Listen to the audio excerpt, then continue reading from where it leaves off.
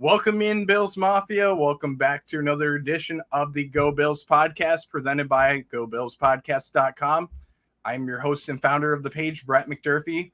Glad to be with you on this Sunday afternoon for week 7 kickoff of the Buffalo Bills and New England Patriots game this Sunday at 1 p.m. The temperatures are going to be very good for this game in Foxborough. Cannot wait for this game in just a matter of a couple of minutes. Honestly, only 45 minutes to kick off. We are running a little bit late on our pregame show. We had a couple of things that came up this week, and we apologize where we had to go through and reschedule some stuff, and we're really sorry, but we are back on schedule this week, and we will be back on schedule regularly for our shows as well. So cannot wait for this game. Just like Red, White, and Bills is saying here, let's go. Cannot wait for the game in just a matter of 45 minutes. So let's get into everything. Let's get to the game temperature to begin with. It's going to be 56 degrees in Foxborough, Massachusetts, and the temperature is supposed to stay right around there. Winds are at about 14 miles an hour, so the winds could be a factor in this game. Chance of rain, very slim in this game. But overall, I mean, the wind could play a factor in this game. And Tyler Bass's leg is something that you have to take into effect in this game, and what could come down to a field goal or an extra point in this game. Let's get to the inactives for the Buffalo Bills as a visiting team coming to Foxborough, Massachusetts. 2 injuries to report for the game. The first one being Quentin Morris, who was ruled out of this game. He has a ankle injury he suffered last week, but Dalton Kincaid will be active for the Buffalo Bills. He's out of the concussion protocol, so the Bills will rely on Dalton Kincaid as well as Dawson Knox to play tight end. And if there is an injury, you could see fullback Reggie Gillum be added to the tight end room and play the third tight end role in this game. And the Bills have also used David Edwards as well as an eligible player at times this season. Tackle Alec Anderson is a healthy scratch this week. He won't be playing this week. Jermaine Ifedi as well, healthy scratch. The other injury to report, Ed Oliver, who is out today thanks to his toe injury, is going to be inactive, but Kendall Vickers was called up from the practice squad. He played against the Jacksonville Jaguars a few weeks ago. He is going to make a second call-up this year, but you do have Jordan Phillips as well as Tim Settle, who will probably start, one of the two of them. And then you also have the one tech in Puna Ford, who's going to see increased snaps today as well. Linebacker A.J. Klein inactive for the Buffalo Bills, another healthy scratch. And with the play of young linebackers in Terrell Bernard and Dorian Williams, I'm not surprised to see that he's going to be inactive, and he mainly serves as an insurance policy for the Buffalo Bills going throughout the season. Safety Damar Hamlin, the other inactive, the last inactive for the Buffalo Bills, is going to be inactive this week.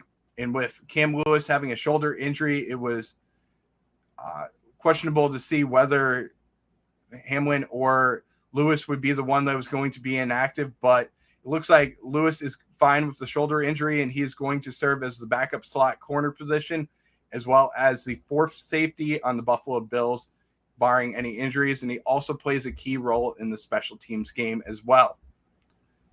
Let's get into the inactives for the New England Patriots, and we have a few inactives for the Patriots, starting with Calvin Anderson, tackle, who will be inactive. Juju Smith-Schuster, inactive, as well as Keyshawn Butte at the wide receiver position. A excellent pass rusher in Josh Uche, inactive as well. Keon White, inactive. And then 2 quarterbacks inactive in this game, Malik Cunningham as well as Will Greer. Kind of surprised to see Malik Cunningham inactive, because if Mac Jones doesn't play well in this game, could it mean that the Bills knocked out Mac Jones from the starting role position? And then you're going to see Bailey Zappi become the starting quarterback for the New England Patriots. So it's a little surprising, but Will Grier will serve as the third quarterback on the roster and be the emergency quarterback for the Patriots in this game. So not surprised about that. Let's get into the keys to the game for the Buffalo Bills presented by GoBillsPodcast.com. And the keys to the game for me are that, number one, the Bills need to do a better job of spreading the ball around to their playmakers, especially at the number 2 position, and who's going to step up at that number 2 position. Especially in this game, you're going to have to rely on your number 2 threat, because Bill Belichick and the Patriots do a great job of being able to take away the number 1 threat for the opposing team. And in this case, it's going to be Stephon Diggs. So who's going to step up in the room of players, and who's going to be that next guy to step up? Is it going to be Dawson Knox? Is it going to be Dalton Kincaid, Gabe Davis, Khalil Shakur, Deontay Hardy, or even James Cook? We need one of them to step up in this game and be able to be a reliable threat for the Buffalo Bills. Second, it comes down to the offensive line play for the Buffalo Bills. And I've talked about it many times throughout the season. The offensive line is going to have to do a good job of containing the middle of the field when you got Christian Barmore at the defensive tackle position for the New England Patriots. You're going to have to do a great job of relying on the offensive line to generate a good push to be able to free up guys like James Cook, as well as Latavius Murray, and even Ty Johnson in this game, because you're going to have to rely on the run a little bit in this game and take some pressure off of Josh Allen. Third, for the offense, is going to come down to being fundamentally sound, no penalties, nothing that we need to see, no unsportsmanlike conduct, stuff like that.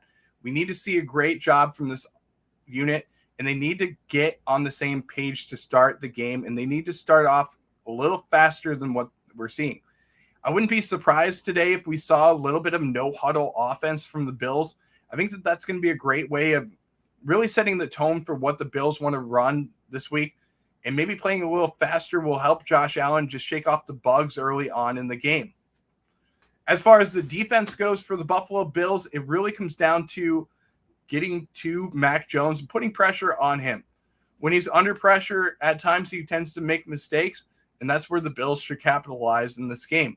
We got Von Miller, Greg Rousseau, Leonard Floyd, as well as Shaq Lawson and AJ Epinesa. All 5 of them are going to have a big game this week against the New England Patriots, and I want to see them do a good job of generating pass rush and dominating the line of scrimmage for the Buffalo Bills.